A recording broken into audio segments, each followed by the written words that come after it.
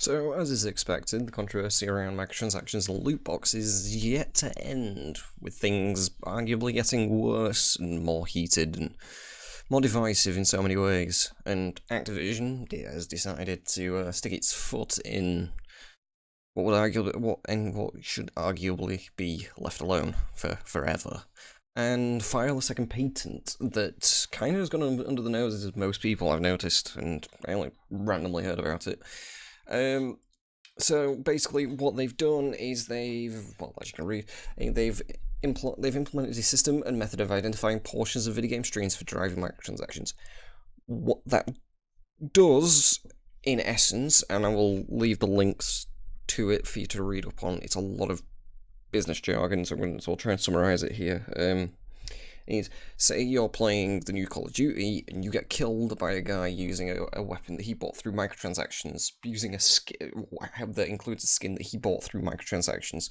When you get killed by that and you get the kill feed up, or the kill cam, there will be an option to outright buy that weapon with that on and that skin or that microtransaction, or if maybe if it comes out of a loot box, maybe you get an option to buy loot boxes straight there. Maybe I don't know. I don't think it's only been filed for at the minute, so they don't have this patent, so it's not in any of their games currently.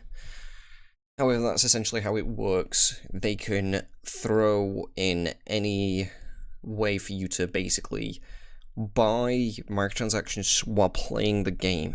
So if you're having a pretty bad day, you're playing some Call of Duty multiplayer, and you are feeling very, very angry with your performance, and you get very angry and you die.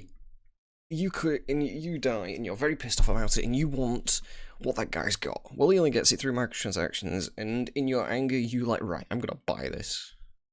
Yeah? And you will then have the option, instead of having to quit the game, go to the store, find the item, and buy it that way, you can just buy it right out.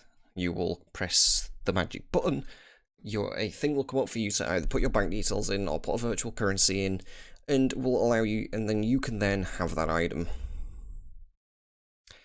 It's an interesting system that is just another step forward in trying to push microtransactions into a place that it does not belong. Intrusive microtransactions are terrible, like they're awful. They get in the way of the video game that you're playing, and people have had issue with them for so long now. It's unreal, and it's never been good. You know, no one's ever liked it. But this is just on another level. This will happen while you're playing the game, and there's nothing you can do about it. You know, imagine coupling this patent with the one that they have filed and the one that they have got the go-ahead to use, where you are automatically match-made with people who have deals have microtransactions that you do not have. Imagine being put with those people and then using this system. So basically, you will always see a gun or a microtransaction thing that you haven't got unless you bought them all and you own them all. Which means you will be constantly being bombarded with things that you could possibly buy. Which would, one, incentivize developers to just add more microtransactions to the game. Two, further incentivize players to buy things. And it isn't just limited to menus and stores, it is now in your face constantly while you're playing the game. Now, I don't play Call of Duty anymore. I haven't played it for a few years. I fell off it, as a lot of people did, but when I did play it, I played it casually. I played it for the multiplayer to cool off, let off some steam, to kind of, you know, be chilled out, not have to worry about the world for a few hours while I just shot people in the face. Now, the video game politics and microtransactions, and I don't mean like I'm using politics in the loosest term, you know what I mean. But, you know, the video game microtransactions just being further pushed, which means you're constantly seeing them, and it's going to get in the way of your enjoyment of the game if you can't not look at them and feel really cynical about it, you know? And a lot of people can't. I know a lot of casual consumers will probably see this as a convenience move. But it's not. It's insidious. And imagine people with fucking compulsive tendencies to just spend money and buy things and want, and their desire to want things. Imagine just having this thrown at you all the time. It's just not good. It's a terrible painting, and I hope that it's not put in properly, because that would be awful. But there's nothing stopping them. And this will just be a move to further monetize and to further push the microtransaction system to try and get the few people that spend thousands of pounds on it to spend even more. And it will help fuel the next step into what the end game for microtransactions will be.